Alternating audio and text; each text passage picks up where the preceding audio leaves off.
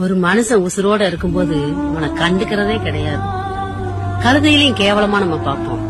அவன் செத்ததுக்கு அப்புறம் அவனுக்கு 1008 சடங்குகள் பண்ணணும்னு நம்ம நினைப்போம். அது எல்லாமே அவன் ஏத்துக்குவான்னு நினைக்கிறீங்களா? இந்த சடங்கை பண்றதுனால நம்மளுக்கு மன திருப்தி கிடைக்கும்னு நினைக்கிறீங்களா? இல்ல தங்கம், எந்த உறவா இருந்தாலும் சரி சாமி, அவங்க உயிரோட இருக்கும்போது காசு பணம் கொடுத்து உதவணும்னு இல்ல தங்கம். காசு பணம் கொடுத்துதான் ஒருத்தரை நம்ம திருப்திப்படுத்தணும்னு கிடையாது.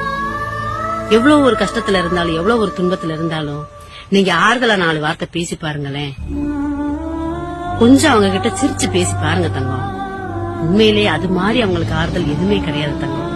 இந்த உலகத்துல பணத்தால எல்லாத்தையுமே வாங்கிடலாம் நினைக்கிறாங்க. உண்மையிலே சொல்றேன், பணத்தால சில உறவை விலைக்கு வாங்கலாம். உறவுக்குள்ள இருக்கிற அந்த உரிமையை விலைக்கு வாங்க முடியாது தங்கம். இருக்கிறது கொஞ்ச காலம் சாமி. அன்பு, பாசம், புன்னகை இத பூரா பரிசா கொடுத்துட்டு போவோமே தங்கம். உறவுங்கிறது ஒரு புத்தகம் தங்கம், தவறுங்கிறது ஒரு பக்கம்.